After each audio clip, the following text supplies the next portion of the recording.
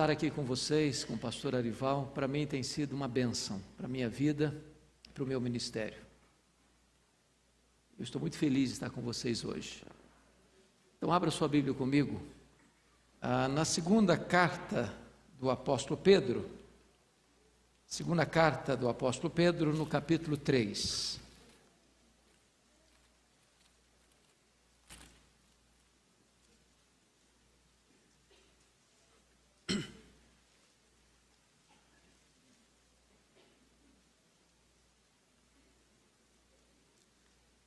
Faremos a leitura de todo este capítulo.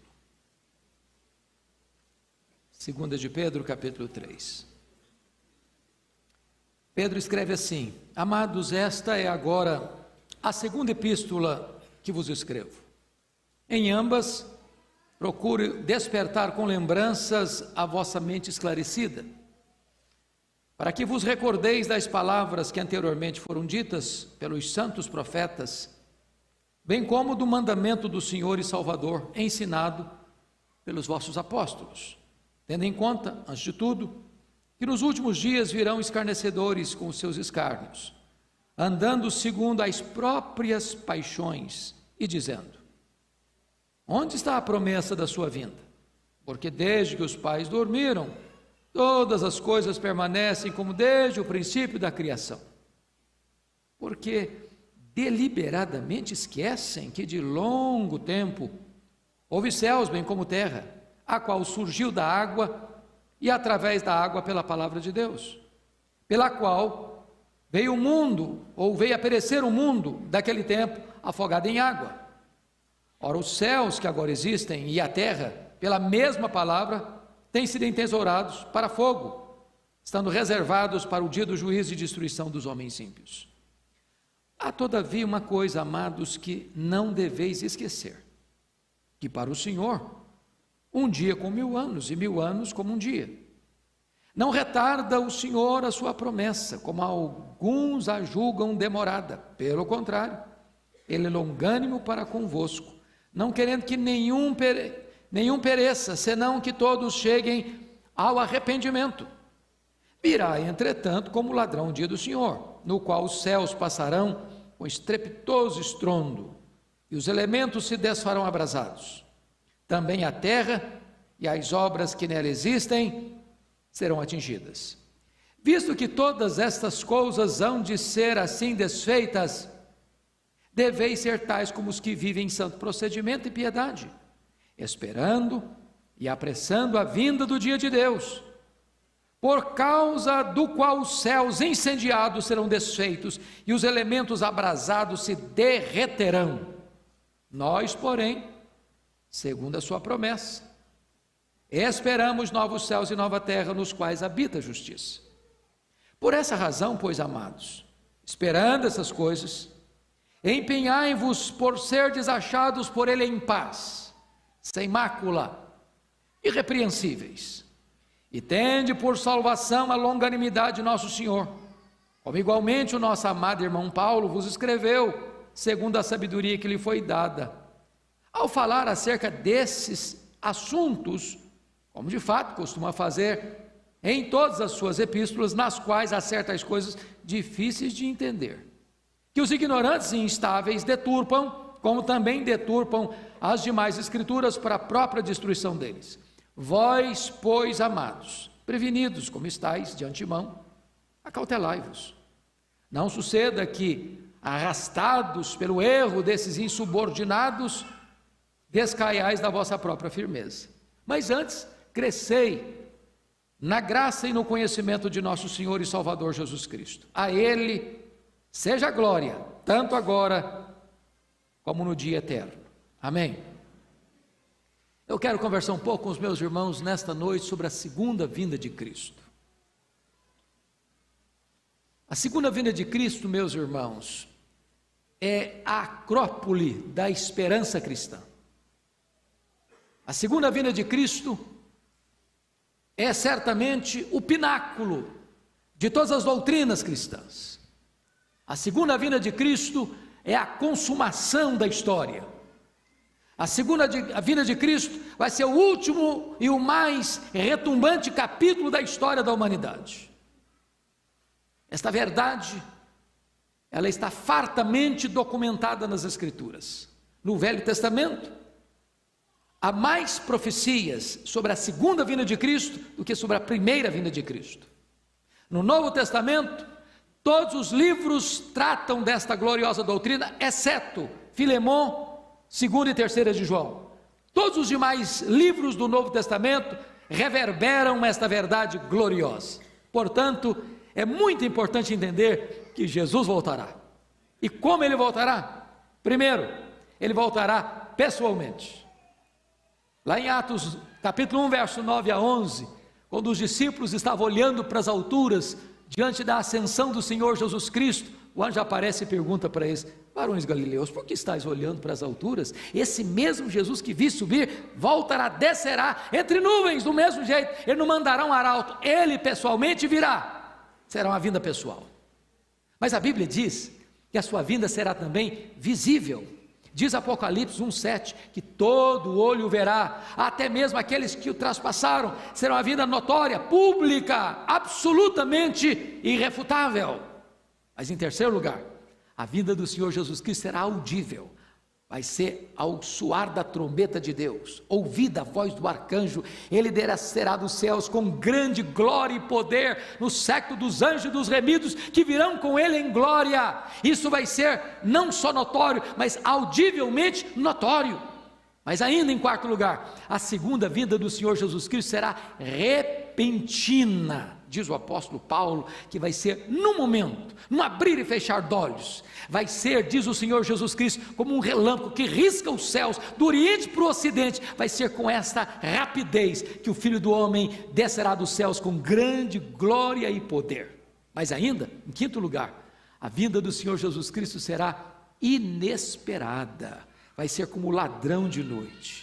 Não vai ser um dia óbvio, vai ser um dia comum, como qualquer outro dia, e ele virá inesperadamente, quando os homens não estão aguardando e esperando que ele volte. Sexto lugar, a segunda vinda do Senhor Jesus Cristo será também inescapável. É como uma mulher grávida, que precisa dar à luz, e desta mesma maneira, que uma mulher grávida vai dar à luz, inescapavelmente o Senhor Jesus Cristo virá, e virá para buscar a sua igreja, para reinar com ela para sempre e sempre e sempre. Sétimo e último lugar, a segunda vinda do Senhor Jesus Cristo será vitoriosa e gloriosa. Ele virá em glória, ele vai se assentar no seu trono, ele vai julgar as nações, e ele vai colocar todos os seus inimigos debaixo dos seus pés, e vai entregar o reino ao Deus e o Pai, para que ele seja tudo em todos. E então haverá novos céus e nova terra, e nós estaremos com ele, reinaremos com ele para sempre e sempre e sempre. Esta doutrina gloriosa, irmãos amados, entretanto, é uma doutrina que tem sido atacada frontalmente pelos ímpios, porque eles não gostam dessa doutrina, eles não gostam desta verdade, porque esta verdade diz que a história não está nas mãos dos homens, nem dos poderosos, nem dos sábios, nem dos cientistas.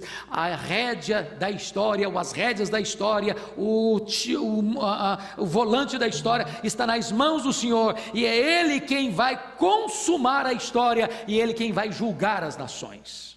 Então, Pedro vai tratar deste assunto, e eu peço que você, com a Bíblia aberta comigo, considere este assunto.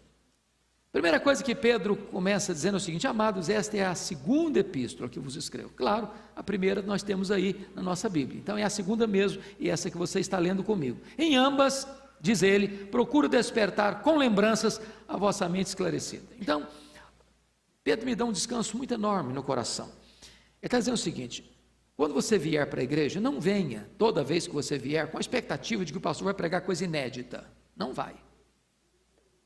O pastor vai pregar para você aquilo que você já sabe. Vamos recordar aquilo que nós já sabemos. Nós vamos trazer à memória esclarecida de vocês aquilo que vocês já têm conhecimento. Verdades que precisam ser ditas e repetidas, e repetidas, e repetidas, e repetidas de novo. O que Pedro vai nos informar no versículo 2, para que vos recordeis das palavras que anteriormente foram ditas pelos santos profetas, bem como do mandamento do Senhor e Salvador, ensinado pelos vossos apóstolos. O que ele está dizendo aqui? O que ele está dizendo aqui é que essa doutrina da segunda vinda de Cristo não é nova, não é inédita, ele não está criando isso, ele não está inventando isso, ele está ancorado naquilo que os profetas pregaram sobre a segunda vinda de Cristo. Os profetas trataram deste assunto, mais do que da primeira vinda. O que ele está dizendo aqui é que o Senhor Jesus Cristo também, enquanto aqui esteve, ensinou sobre a sua segunda vinda. É só você perceber o chamado sermão profético de Jesus, que está em Mateus 24 e 25, onde ele diz que, quando perguntado para ele, mas Senhor, quando acontecerá essas coisas? Que sinal haverá da tua vinda e da consumação dos séculos? Ele diz, vede que ninguém vos engane. Haverá guerras, rumores de guerras, haverá terremotos, pestilências, o amor de muitos se esfriarão, e este evangelho do reino será pregado em todo o mundo, então virá o fim. Mas também esta verdade gloriosa foi pregada pelos apóstolos. O apóstolo Paulo trata dessa matéria, o apóstolo Pedro trata dessa matéria, o apóstolo João trata desta matéria, e este assunto está fartamente trabalhado pelos profetas, pelo Senhor Jesus e pelos apóstolos. Em outras palavras, o que Pedro está dizendo é o seguinte: há uma unidade das Escrituras. Nunca aceite essa ideia que alguns querem levantar aí. O Deus do Velho Testamento é um Deus irado, é o Deus da guerra. O Deus do Novo Testamento é o Deus de amor e o Deus de graça. Pedro diz, não, o Velho Testamento e o Novo Testamento estão unidos com o mesmo propósito, tratando das mesmas verdades. Aqui no Velho é um botão, aqui no Novo é o fruto maravilhoso e doce da graça, mas a palavra de Deus é una, quando se trata, sobretudo, da segunda vinda de Cristo. Então, vejam comigo, por gentileza, no versículo 3, que ele começa então a mostrar porque os ímpios não gostam desta mensagem, e eles querem destruir esta mensagem. Olha o que está acontecendo, verso 3, tendo em conta, antes de tudo, que nos últimos dias virão escarnecedores, com seus escárnios, andando segundo as suas próprias paixões. Primeira coisa que Pedro está dizendo é o seguinte: os falsos mestres virão quando? Nos últimos dias. O que são os últimos dias? Isso é um termo técnico. Não são os últimos dias que vão preceder imediatamente a segunda vinda de Cristo, mas os últimos dias é um período que abrange da primeira à segunda vinda. Nós já estamos nos últimos dias. E é por isso que o primeiro sinal que Jesus Cristo disse que deveríamos observar com respeito à sua segunda vinda: acautelai-vos dos falsos profetas, dos falsos mestres. Agora, a primeira coisa que o que Pedro está nos informando é o seguinte: se a doutrina está errada, a vida está errada. O verso 3 diz que eles vêm com os seus escárnios, eles são escarnecedores, e vêm com seus escárnios andando segundo as próprias paixões. Por que isso? Porque a teologia determina a ética. Ninguém pode ser um herege e ao mesmo tempo ser santo. Não se pode ter uma doutrina errada e ter um comportamento certo. Se a doutrina está errada, o comportamento é errado. É por isso que os falsos mestres têm uma teologia ruim e têm uma ética ruim. Agora, qual o problema desses falsos mestres? Vamos entender que Pedro está tratando da segunda vinda de Cristo. Então, qual o problema deles? Qual o erro deles? Qual a falsa doutrina deles? Versículo 4, compare comigo aí, dizendo, o que eles estão dizendo? Onde está a promessa da sua vinda? Porque desde que os pais dormiram, todas as coisas permanecem como desde o princípio da criação. Notem vocês que o ensino dos falsos mestres é: que coisa, que bobagem esse negócio de segunda vinda. Isso não existe. Isso é fantasia. Isso é quimera. Isso é utopia.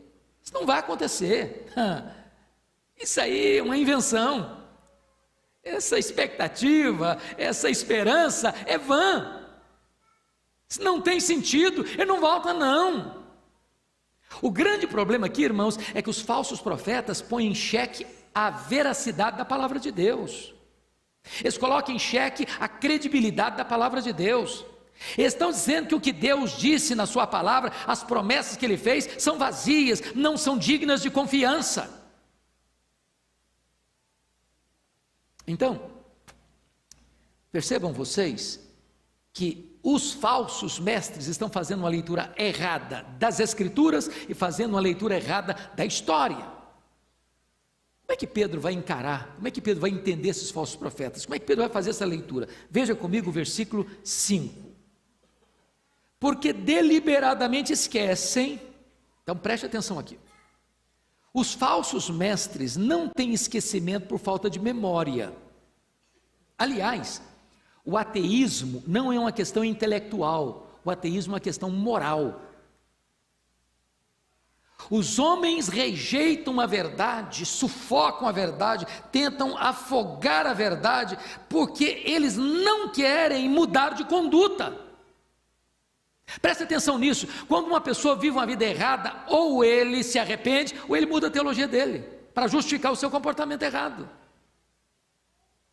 Como eles não querem mudar de vida, como eles querem viver nas suas paixões, como eles querem viver nos seus devaneios carnais, como eles não querem se arrepender, então eles começam a dizer, não, então não vai ter juízo, porque se tiver juízo eu estou encrencado, então não tem juízo, então não tem segunda vinda, então não tem eternidade, então não tem céu, então não tem inferno, para justificar o comportamento moral desviado e desregrado que eles vivem. Mas Pedro está dizendo o seguinte, eles têm um esquecimento deliberado, eles não são honestos intelectualmente, o problema deles é moral. Bom,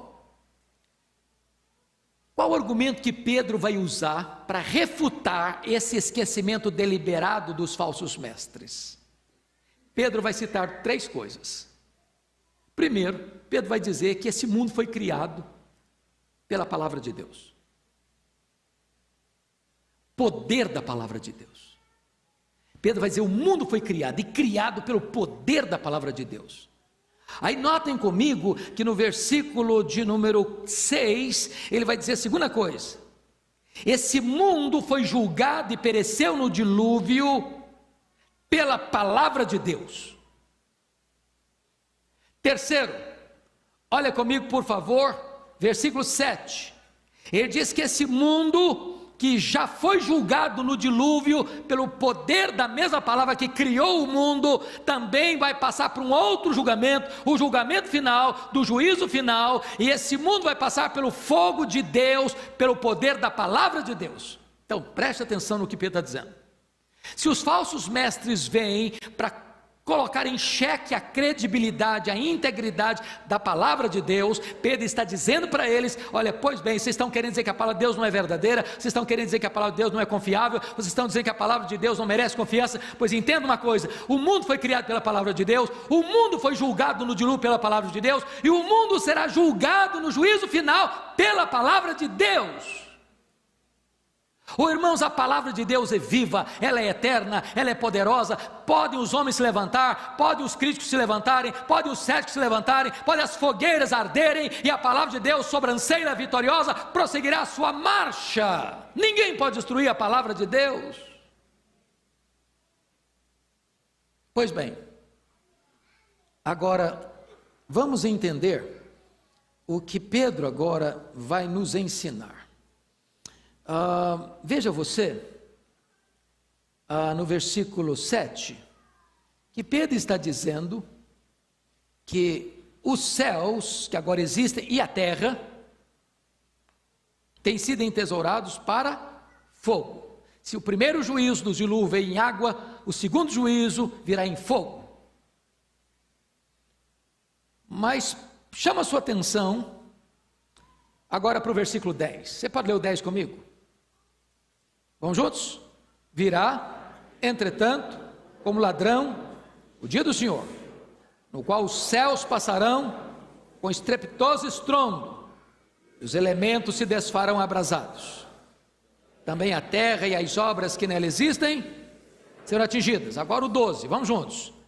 Esperando e apressando a vinda do dia de Deus, por causa do qual os céus incendiados serão desfeitos, e os elementos abrasados se derreterão. Eu confesso para vocês que, por mais fantasiosa que seja a mente humana, eu não vi ainda, e acho que não vou ver, um filme de ficção que possa representar essa cena que Pedro está descrevendo aqui. Este ano o ano passado, final do ano passado, nós ficamos assim, perplexos, esse ano também, começo do ano, com o terrível incêndio que atingiu a Austrália. Também alguns incêndios na mata úmida da Amazônia, região amazônica. Há pouco tempo, o mundo ficou perplexo diante da Catedral de Notre Dame em Paris, que arde em chamas. Agora, você já imaginou um incêndio global? Você já imaginou um incêndio que vem de cima e que sobe de baixo? Você já imaginou um incêndio onde os céus começam a derreter? Onde as colunas do universo começam a se abalar? O teto começa a cair? E embaixo tudo está pegando fogo? Os céus e a terra entesourados por fogo, os elementos abrasados se derretendo. Você já imaginou isso? Você já imaginou essa cena que está escrito aí, por favor, perceba no versículo 10, também a terra e as obras que nela existem, prédios, monumentos, edifícios, palácios, casas, apartamentos, tudo aquilo que o homem fez, que a arquitetura montou, que a engenharia inventou, tudo aquilo que é sólido, que é bonito, que encanta os olhos, que custa muito dinheiro, tudo isso vai derreter.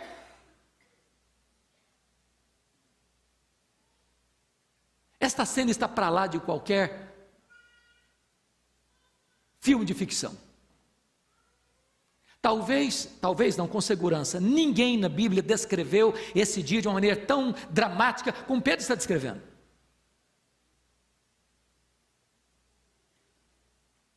Bom, mas qual era a pergunta dos falsos mestres para questionar a palavra de Deus? Onde está a promessa da sua vida? Essa é a pergunta. Mas essa pergunta não é só dos falsos mestres, não. Essa pergunta é dos crentes.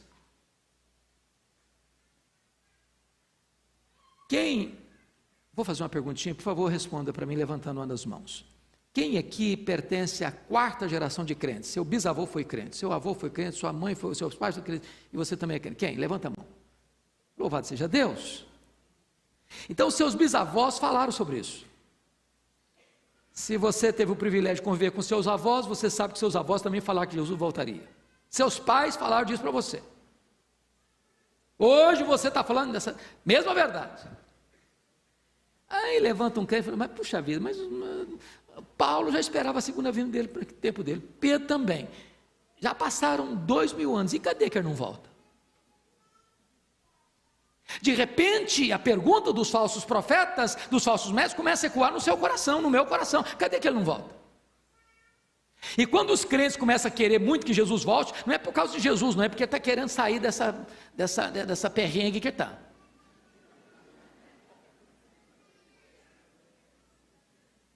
Então, como é que Pedro trata desse assunto? Olha a resposta de Pedro. Versículo 8, vamos ler junto comigo? Vamos lá?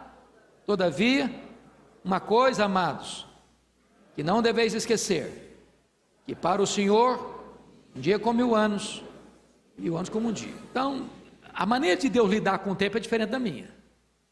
Eu só consigo lidar com o tempo em passado, presente e futuro. Deus não tem nem passado, nem presente, nem futuro, porque Deus é o eterno no agora dele. Então, esse negócio de ficar contando segundos, minutos, horas, dias, semanas, meses, anos, décadas, séculos, milênios, é nosso. Deus é tudo no seu eterno agora.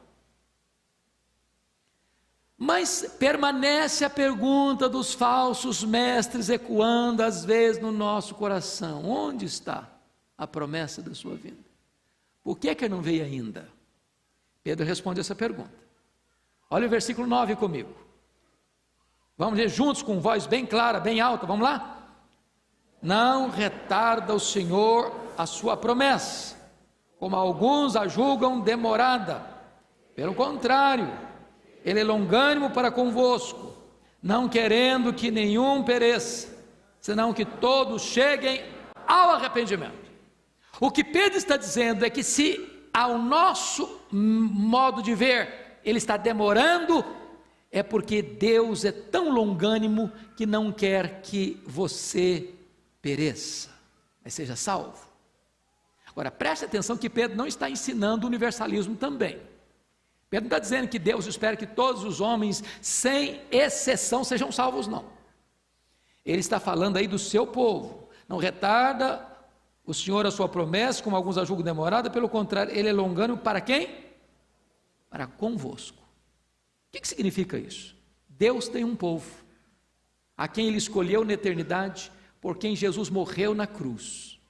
E esse povo precisa ser chamado para o Evangelho. Chamado por Evangelho. Você acha que Deus tem muito povo em São Paulo?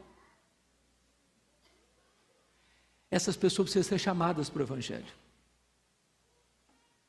E Deus é tão longânimo que Ele está dando uma oportunidade para que essas pessoas escutem o Evangelho, sejam salvas. Deus não tem prazer na morte do ímpio, mas em quem se arrependa e viva. Bom, mas então alguém pode fazer a seguinte colocação: bom, então quer dizer que se vai demorar, ou eu preciso esperar para que as pessoas se convertam, deixa eu ficar numa boa, numa nice, tranquilo, dormindo em berço esplêndido. Já estou cansado de escutar quem falou: olha, pelos meus cálculos dos mapas proféticos que eu tenho nas mãos, tem gente que tem um calendário e a maquininha na mão, Jesus não volta nos próximos 500 anos. Deixa eu dizer uma coisa, nenhum de nós tem direito de pensar assim. Paulo esperava a segunda vinda de Jesus, e Paulo era um bom teólogo. Vocês acham que era um bom teólogo? Esperava a vinda de Jesus para os seus dias. Os pais da igreja esperavam a vinda de Jesus, a segunda vinda de Jesus para os seus dias. Os reformadores esperavam a segunda vinda de Jesus para os seus dias. Os puritanos da Inglaterra esperavam a volta de Jesus para os seus dias. Você e eu precisamos esperar a volta do Senhor Jesus para os nossos dias. Então Pedro vai alertar no versículo 10, ora, virá entretanto o dia do Senhor como ladrão. Em outras palavras, fique esperto, não cruze os braços, não deixe a vida levar você, não, reflita, porque na hora que você não espera ele vem. Cuidado, vigie, leve Deus a sério, acerte a sua vida com Deus, não deixe que esse dia pegue você de surpresa. Você não é filho das trevas, você é filho da luz, você não fica despercebido como as virgens nécias, você tem azeite nas suas lâmpadas, e você aguarda ansiosamente que ele volte. Pois bem,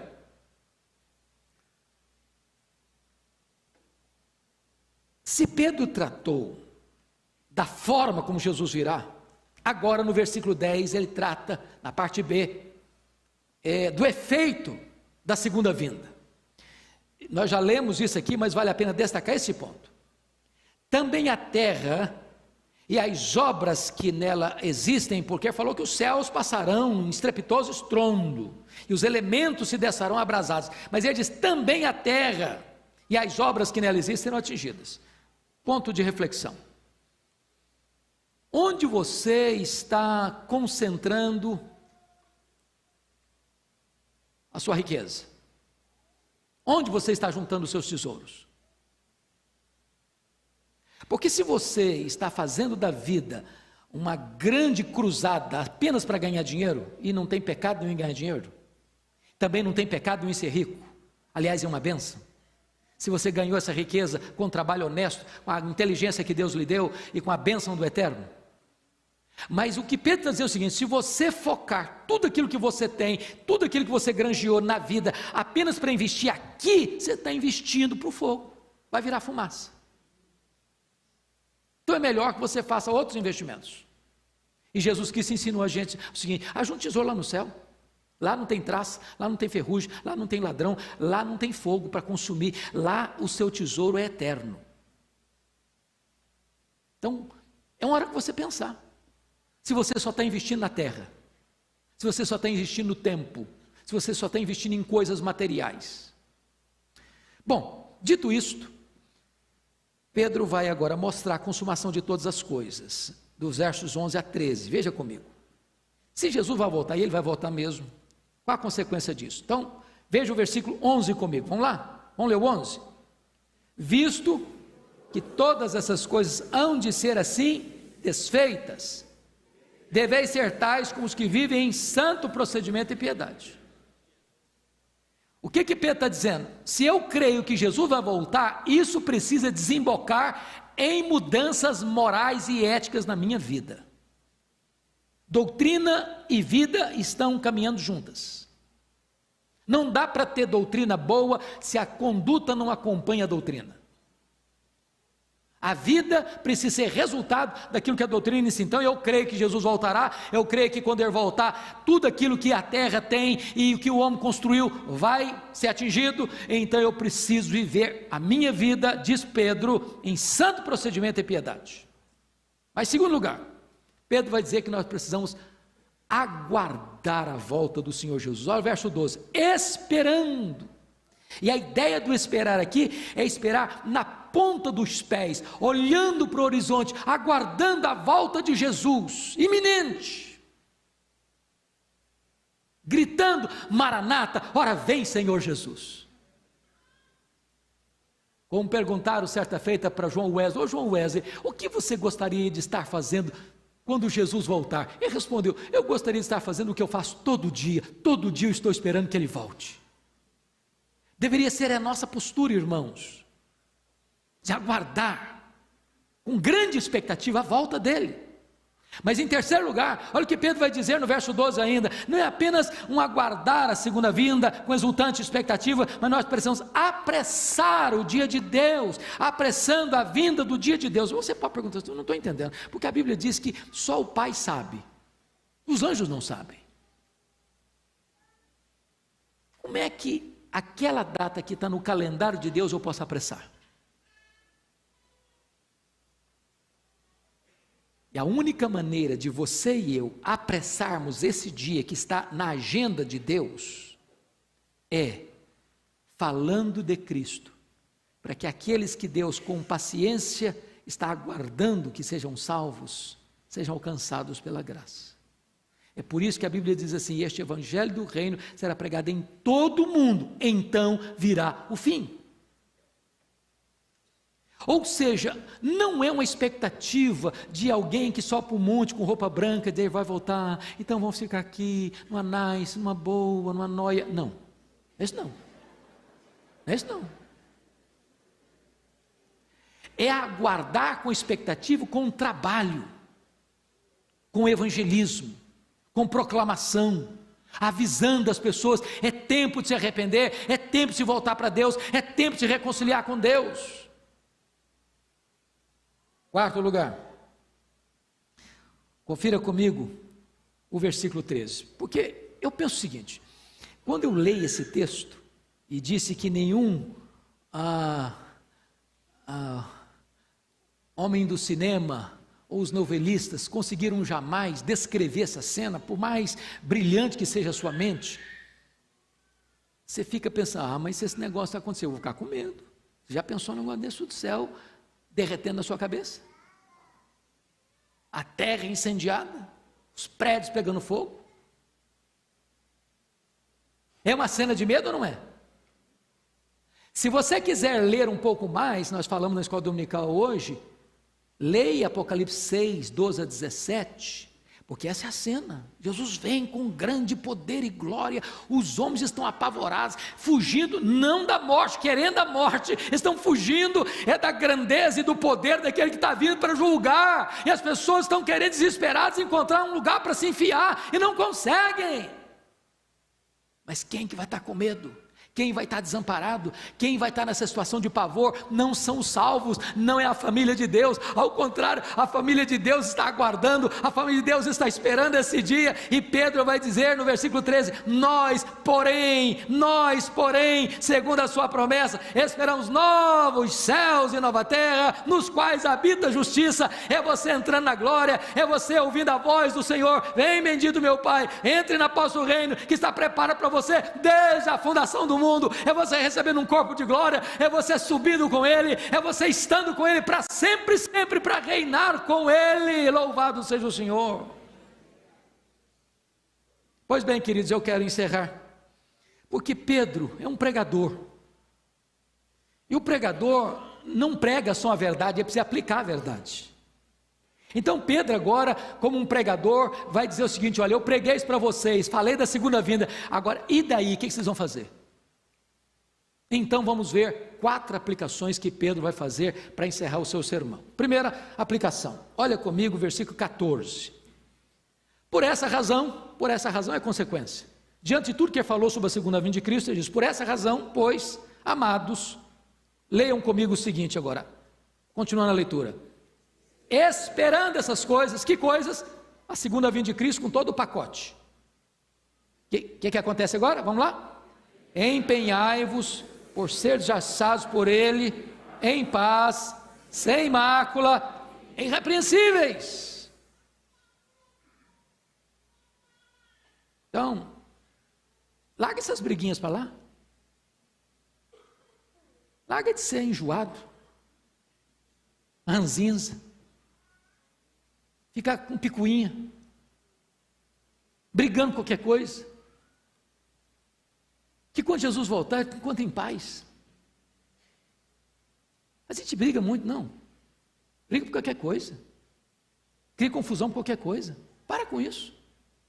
Pedro está dizendo, se você crê que Jesus vai voltar, para com isso. Mais do que isso, Pedro está dizendo o seguinte: você precisa ser encontrado sem mácula, irrepreensível, leva uma vida santa, leva Deus a sério. Segunda aplicação, aceite a verdade de Deus.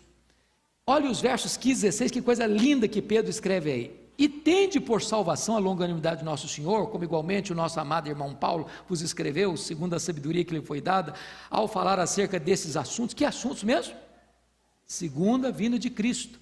E Paulo tratou desse assunto em quantas cartas dele? Em todas, exceto Filemon, que não é uma carta, é um memorando. Pequenininha a carta. Mas olha o que ele diz: nas quais há certas coisas difíceis de entender. Gente, mas que alívio para mim. E de repente, será que eu sou meio burrinho mesmo? Não estou entendendo. Paulo está complicado demais aqui, está difícil de entender o Paulo. O Paulo, mas que é isso?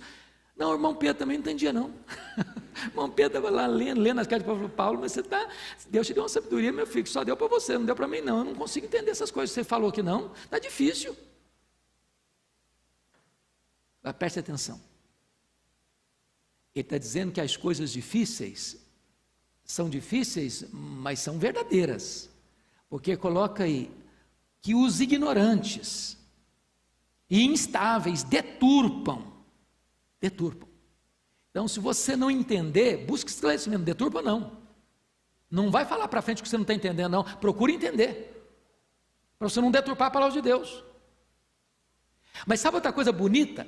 Ele está dizendo o seguinte: como também deturpam as demais escrituras. O que Pedro está dizendo? Quando Pedro escreveu essa carta, irmãos, Pedro era velho. E quando Pedro escreveu essa carta e ele era velho, ele está dizendo que as cartas que Paulo havia escrito já eram escrituras, já circulavam nas igrejas com o peso do cânon sagrado de serem livros inspirados por Deus, já aceitos pela igreja com palavra de Deus. Por que você sabe que Pedro já era velho? Muito simples. Lá em João 21, 18 e 19, Jesus Cristo disse assim para Pedro, quando restaurou Pedro para o ministério e a vida dele: ô Pedro, quando você era mais moço, você andava por onde você queria, mas quando você ficar velho, as pessoas vão cingir você e você vai ser levado para onde você não quer. Jesus disse isso para ele, para dizer com que gênero de morte Pedro haveria de glorificar a Deus. Sabe o que Jesus está dizendo para Pedro?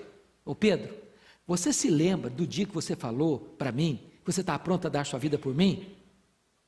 Lembro, Jesus, lembro sim. Pois é, Pedro, esse dia vai chegar, e você vai ter que morrer por mim mesmo. Mas não vai ser agora não, Pedro, vai ser quando você ficar velho.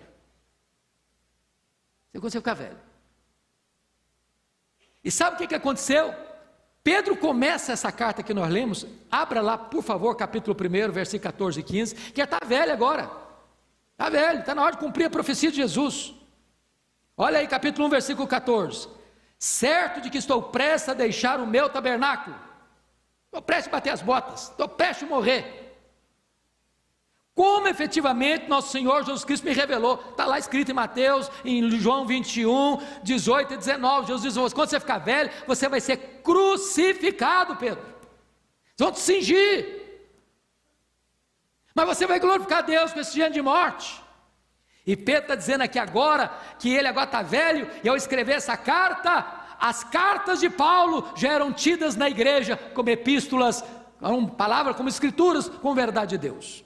Então ele diz, aceite essa verdade, se agarre à palavra de Deus. Terceira aplicação prática, versículo 17, rejeite o engano, Pedro, rejeite o engano, povo de Deus. Vós, pois, amados, prevenidos como estáis de antemão, acautelai-vos, não suceda que arrastados pelo erro desses subordinados, descaés da vossa própria firmeza. Está dizendo o seguinte, hoje gente, para de escutar gente que fala bobagem. Tem gente que parece que tem uma atração mórbida por tudo aquilo que é errado. Escutar, ler, e ver, e investigar. E aí, recebe pergunta direto. Ô pastor, você viu o que o cara falou? E o cara mais maluco do mundo. O que ele falou? O cara escuta tudo que o cara maluco falou. E a cabeça fica cheia de dúvida. Ô irmão, para de escutar a gente que fala bobagem. Para quê? Estude o que é certo, estude a Bíblia, leia a Bíblia, medite na Bíblia, mergulhe na Bíblia, tenha um propósito esse ano, leia a Bíblia toda. Para de escutar bobagem, para de escutar falsos mestres, para de escutar gente que está falando loucuras e maluquices. Concentre o seu coração naquilo que é a verdade, para que você não venha se descair da sua firmeza. Quarta e última aplicação de Pedro, versículo 18, o que ele diz aí? Antes, em vez de escutar bobagem, antes, crescei na graça e no conhecimento de nosso Senhor e Salvador, Jesus Cristo. Primeiro, crescer aonde? Na graça. Segundo, no conhecimento. Nós poderíamos até inverter, conheça no conhecimento, depois você cresce na graça. Então estude a Bíblia, sua vida vai ser melhor. Estude a Bíblia e o seu conhecimento vai ser melhor. Estude a Escritura, você vai ser um crente mais forte, mais cheio da graça de Deus. Como é que ele termina a sua carta? Uma doxologia. A Ele seja a glória, ao Senhor Jesus seja a glória, tanto agora como no dia eterno. Que o Senhor nos ajude a estarmos prontos, preparados, ansiosos e trabalhando para que aquele dia nos encontre exultantes, dizendo: Maranata, ora vem, Senhor Jesus. Amém.